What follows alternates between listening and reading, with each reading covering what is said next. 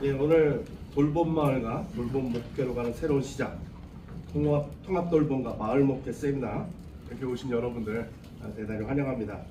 이 행사는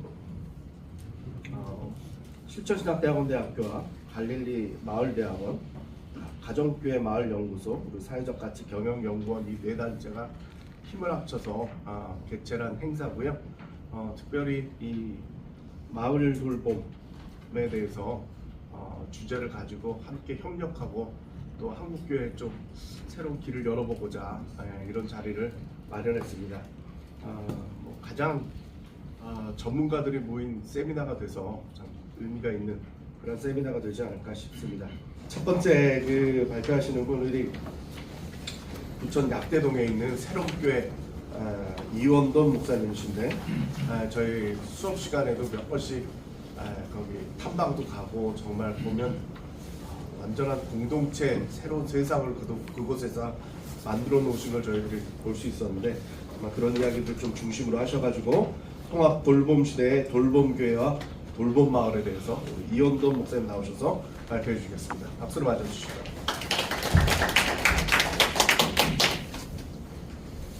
네, 반갑습니다. 방금 소개받은 부천 새롬교회 이원돈 목사입니다. 제가 발표를 하려고 하니까 제가 볼 수 있는 게 이 컴퓨터가 저기 있어서 아무래도 여기 가서 저도 이걸 봐야 되니까 이렇게 하도록 하겠습니다. 네, 우리 총장님께서 노 총장님이 잘 소개해 주셨듯이 지금 마을목회 출발은 이제 코로나19 이후에 한국교회의 출구 전략으로 이제 얘기가 됐습니다. 우리 총장님 마을목회의 대안이다. 이렇게 우리 시천신대 정재영 교수님도 이제 CBS에 가서 하고 우리 한국교회 교수님도 코로나 이후에 목회 방향 교회 마을이 분리가 아닌 함께하는 선교적 교회 이런 얘기들이 그동안 쭉 진행이 됐었습니다. 근데 오늘 이 모임은 이제 우리가 새로운 지금 사태를 다 아시다시피 이제 맞이하고 있는데 통합돌봄 시대라는 것이 이제 새롭게 열렸고 또 하나는 이거는 우리 중요한 건 아니지만 개헌 이후에 5월 지금 장미 선거 이런 얘기도 나오고 있는 또 새로운 이제 시대가 열리고 있는 때에 한국교회가 어디로 가야 되느냐 이것을 이제 우리는 돌봄교회 돌봄마을로 가야 되지 않느냐 이렇게 해서 우리 여기 실천신대에서 아까도 우리 교수님 말씀했듯이 이제 저희 약대동에 이제 방문했었어. 그걸 계기로 해서 통합돌봄 시대가 지금 시작됐는데 한국교회가 여기에 대해서 지금 토론이 없다. 그래서 우리 실천신대와 갈릴리신학대학교가 연결을 해서 이 세미나를 한번 열어보자. 마침 이제 노 총장님이 이제 총장님이 되셔서 그렇게 해서 이제 시작이 되고 오랫동안 이제 가정교회 마을연구소에서를 중심으로 해서 마을목회 유형별 사례라고 하는 이제 한국교회 마을목회를 소개한 책이 있는데 이게 마을 미니스트리라고 영문으로 번역됐는데 타운 미니스트리가 아니라 마을 MAUL이라는 마을이라는 것을 고유명사로 썼어요. 자 그렇게 돼서 이 시점에 이제 이 K신학과 K마을과 K교회가 등장해야 되지 않는가. 여러분 아시다시피 지금 한국교회가 굉장히 위기라는 얘기와 동시에 지금 기회가 같이 열리고 있지 않습니까? 위기는 지금 사회가 양극화되면서 그 양극화에서 하향 양극화된 노인들이 지금 태극기 부대로 등장하고 있고 하향 양극화된 청년들이 그 분노와 좌절을 통해서 신천지로 가 있다라는 거죠. 그래서 이 신천지와 태극기 부대가 극우화되면서 지금 한국교회에 대한 상당한 우려를 하고 있는데 이게 이제 위기라면 이때에 이 하향 양극화된 노인들, 청년들, 청소년들을 마을 읍면동 땅에서 돌보는 통합돌보법도 지금 통과된 이 시점에서 이거를 한국교회가 만약에 감당할 때 지금 뭐 K 패션, K 음식 이게 나오는데 K 교회와 K 마을이 가능하지 않겠는가? 이미 그것을 마을목회 유형별 사례에서 마을이라는 말을 쓰기 시작했거든요. MAUL로. 그러니까 이 마을 목회와 마을 교회가 K 교회가 될 가능성이 높다. K 이제 신학이 만약에 등장하면은 마을에서부터 출발되지 않을까 이렇게 생각을 합니다. 제가 지금 20분이라서 굉장히 자, 그러면 이게 어떻게 세계적으로 전개되느냐? 아시다시피 세 가지 책이 있습니다. 사회적 돌봄의 사회학, 돌봄 민주주의, 돌봄 민주국가라는 책에서 지금 전 세계적으로 서구의 근대 복지국가에서 그 이후에 코로나를 거치면서 어디로 갈 건가 할 때 지금 전 세계가 보는 거는 돌봄 민주주의, 심지어는 돌봄 민주 국가로 가야 되지 않느냐 이런 책들이 나오고 있어요. 다 한국에 소개됐습니다. 이 중에서 돌봄의 사회학은 일본 여성이 쓴 건데 이 얘기의 핵심은 그동안 지금 코로나 지난 다음에 돌봄이 굉장히 중요한 사회적인 의제로 등장하고 있는데 이 돌봄을 전부 여성들한테 이제 전가를 한다는 거죠. 여성들이 돌봐라 그러는데 불가능한 얘기거든요. 여성 다음에 그럼 가족이 돌봐라. 그것도 불가능해요.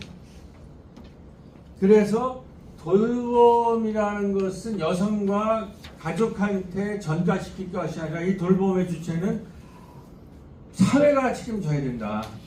이제 이 얘기를 이제 돌봄의 사회학에서 했다면 돌봄 민주국가라는 것은 근대 복지국가 우리가 부러워했던 그 국가 중심으로 무덤에서 요람에서 무덤까지 우리들의 돌봄을 체계했던 것이 한계에 이르렀다는 거예요. 코로나 이후에. 그래서 이제는 국가가 이거를 돌봄을 책임질 수 있는 것이 아니라 국가는 실패했다고 보는 거예요. 국가는 실패했고 시장도 실패했어요.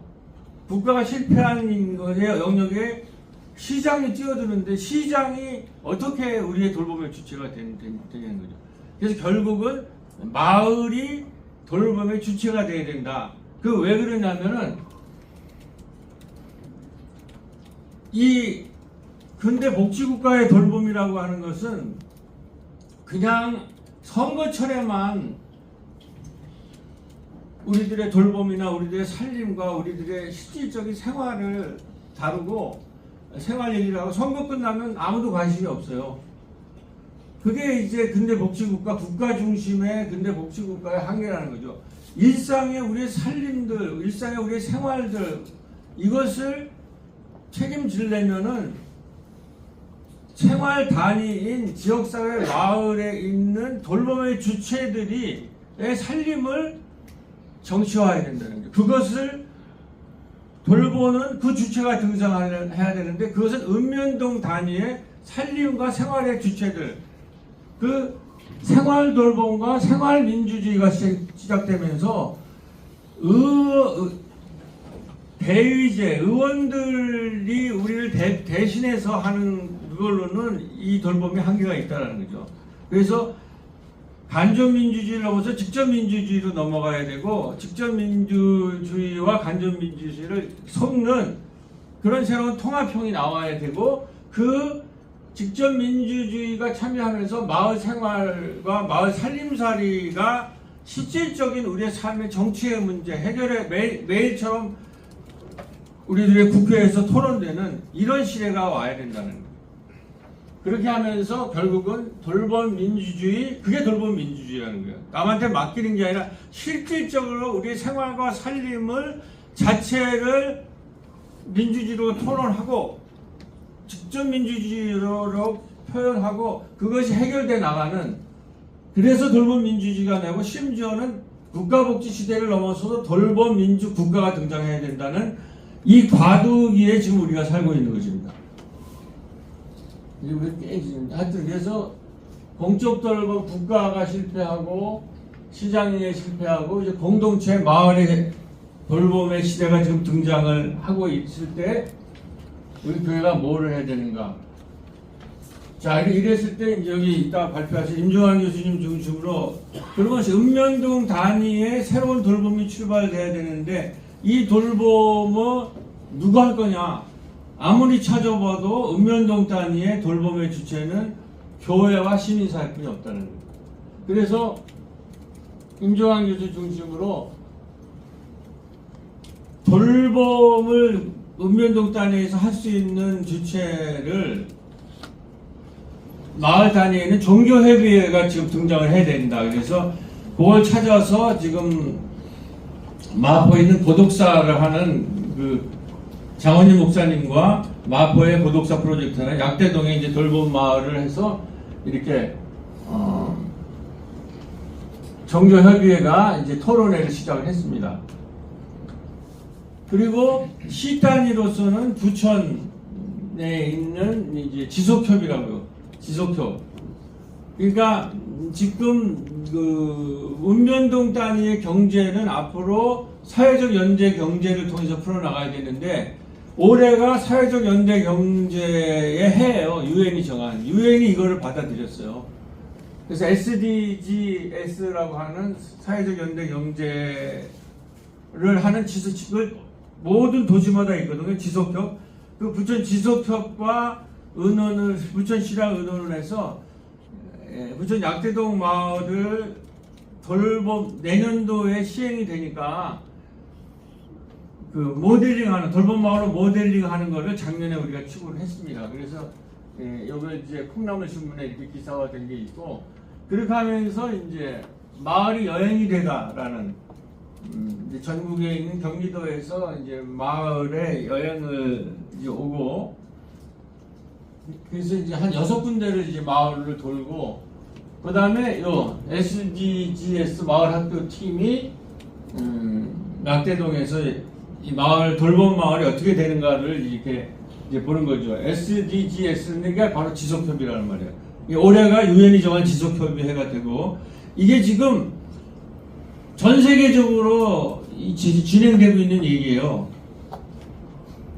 자, 그래서 이 모델링을 하면서 우리가 1년 동안 연구를 했는데 이 약대동 사례인데 돌봄 기관을 보니까는 지역 아동센터, 가족도서관, 영화제가 있고 돌봄의 동아리가 있는 보니까 신나는 어르신 마을이라는 신신마가 있고 꿈이 심야 식당이라는 청소년 돌봄이 있고 문희학당이라는 문화예술 돌봄이 있고 온전한 기쁨 재단은 우리랑 같이 연대하는 이제 세 교회가 중심이 돼서 돌봄 마을을 하는데 저소득층 집수리를 하고 벽지 방충망 같은 거 수리하고 마을 장례식을 치러주는 거예요. 이것을 결합을 하면 돌봄 마을의 모델이 나오는데 이 얘기를 할 때 마침 CBS가 오늘 오신 것 같은데 CBS에서 이거를 제가 좀 자료를 이렇게 해서 냈어요. 이 화면 자체가 CBS에 올라갈 화면입니다. 그리고 이게 이제 결론으로 우리가 통합 급식을 어르신 청소년들을 하고 있는데 일주일에 한 번뿐이 못하니까 급식을 3번까지 늘리자.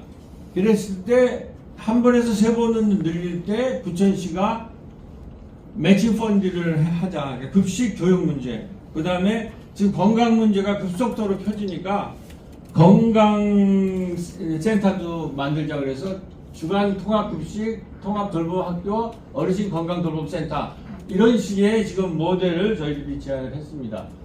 그리고 이 모델링을 하기 위해서는 기존의 유지를 중심으로 지역사회 보장센터가 있는데 내년에 통합돌봄법이 3월에 실발이 되면 저걸로만 부족하다. 유지가 모여가지고 이 통합돌봄 할 수 있는 게 아니라 마을 단위에 실질적으로 돌봄 사역에 돌봄에 참여하는 이런 사람들이 모아서 일상생활 돌봄, 상생 돌봄, 환경 돌봄 이런 것들을 하는 통합지원협의회를 마을 단위로 만들어야 된다. 이제 이런 얘기가 진행이 돼가지고 세 방향으로 지금은 계몽의 단계인데 이제는 통합돌봄 마을의 돌봄 사역에 참여를 마을 주민들이 주체적으로 하고 그걸 가지고 통합 돌봄 지원 협의체를 만들고 마을이나 시 단위로 사회적 협동조합 같은 걸 세워야 된다. 하여튼 이런 방향까지 얘기를 해서 발표를 했고 돌봄 마을 선언문을 부천시에서 시청에 가서 했습니다. 자, 그럼 국가와 그러면 민 단위로는 이렇게 가는데 아까 총장님 말씀했듯이 더 이상 행정이 이 마을 통합돌봄의 주체가 돼서는 안 되잖아요. 민 단위가 중요되고 교회에서도 작은 교회가 중심이 돼야 된다는 게 분명히 돼야 돼요. 이걸 할 수 있는 건 큰 교회가 할 수 있는 게 아니에요. 협력은 할 수 있죠. 연대는 할 수 있지만 작은 마을 교회, 그 다음에 읍면동 단위의 주민들과 작은 교회들이 이 운동의 중심이 되는데 국가와도 협력해야 되기 때문에 국가와는 어떻게 협력하느냐? 제일 좋은 모델은 독일의 디아코니아 모델이다. 이따가 이범성 교수님 아마 발표할 텐데 그래서 마을 공동체 기초를 두지만 국가 협력적 관계는 독일 교회와 독일의 교회와 국가가 하는 그 모델을 합자. 독일은 60만 명의 직원, 독일의 디아콘 교회에 있는 봉사직을 활용해서 60만 명을 직원으로 하고 자원봉사가 70만 명이라는 거죠. 이러한 물론 국가 계획이겠지만 이런 모델을 국가와 협력을 해서 우리의 디아코니아 모델로 우리가 만들어 보자 이런 얘기가 지금 진행 중에 있습니다. 자, 약대동은 이것을 통합돌봄 지원 협의회를 만들기 위해서 토론회를 했습니다. 토론회를 했고 그리고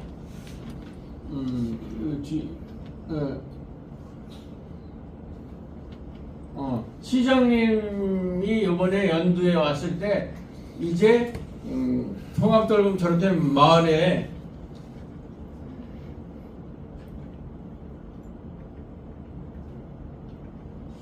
이런 가능성이 보였거든요. 그림도 나왔고 동장님도 참여하셨어요.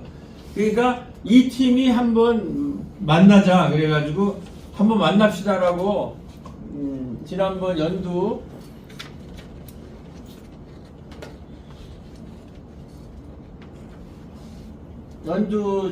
모임 때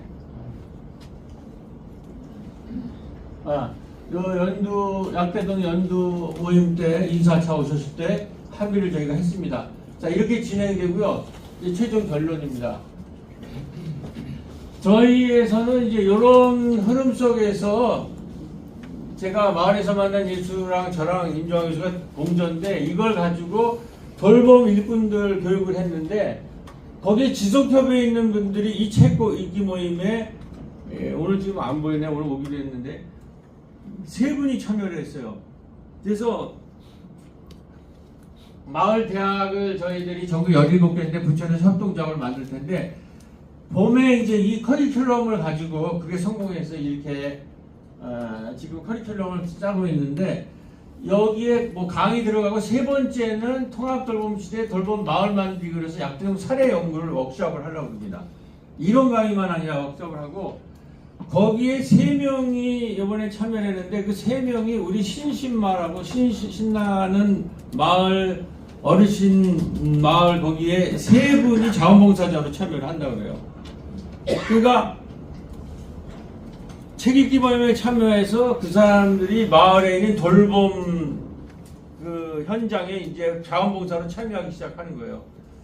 이제 그 모델링을 가지고 이제 우리가 이걸 인턴십이라고 하는데 이 사람들을 이제 어떻게 구체적으로 마을 일꾼으로 키울 건가 이런 거를 이제 고민을 할 때에 바로 지난주 월요일 날 하는 거예요. 우리 임종환 교수님이 지원법을 지금 연구를 해보니까 장기요양 통합 재가 기관 이런 것이 있다는 거예요. 그리고 우리가 지금 마을에 빈 공간이 하나 있어서 그거를 통해서 저 사람들이 통합 돌봄 재가 기관을 우리가 지속협에서 시민사회와 마을을 만났고 그거를 통해서 지금 마을 대학에서 워크숍을 하고 그리고 그 사람들이 그렇게 훈련된 걸로 이런 통합 재가 기관을 지금 정부에서 내년에 이게 출발한다니까 이거를 한번 해보자라는 그 흐름까지 왔다는 거죠. 어떻게 될지는 모르지만 어떻게 해서든지 마을 사람들이 주체가 되는 그런 거를 우리가 이제 만들어 보자라는 흐름이고, 그래서 결론은 아까 우리 그 갈릴리 신학교에서는 사회적 연대 마을 대학이라는 거를 만들었어요. 그 커리큘럼을 한번 해봤어요.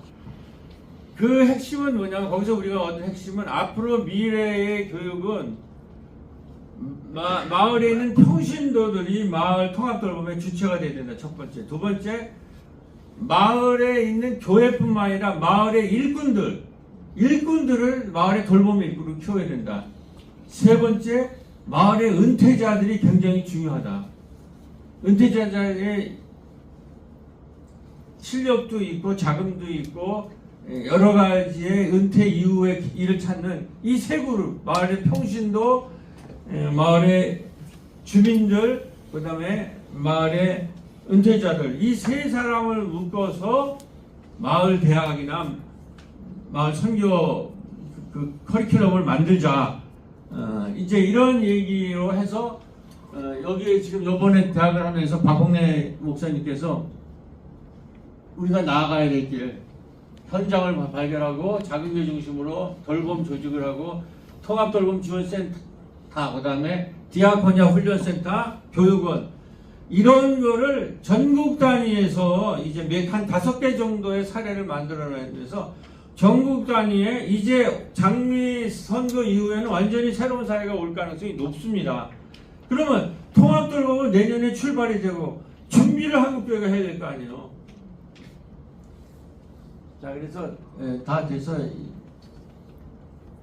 자, 여기 다 잘렸네. 지금 결론은 이겁니다.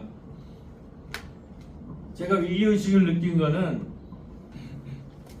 지금 노인들이 하향 양극화된 노인들이 신천지화되고 태극기 부대가 되고 하향 양극화된 2030의 좌를 분노한 청년들이 신천지로 그 이단 사이비의 모든 배경이 전체 교회가 그런 건 아니지만 그 기독교적 배경이 있는 사람들이 다 이렇게 된다는 거죠. 태극기 노인, 그 다음에 신천지 젊은이들, 이게 지금 한국 사회에서 극우를 대표하고 있단 말이에요. 그래서 지사가 왜 한국교회가 어떻게 극우의 대명사가 됐는가, 이 문제에 대해서 우리가 답을 얘기를 해야 돼요. 이 문제에 대해서 한국교회가 답을 얘기해야 되는데, 저는 통합 돌봄 마을로부터 출발해야 된다, 이런 생각으로 제 얘기를 마치도록 하겠습니다.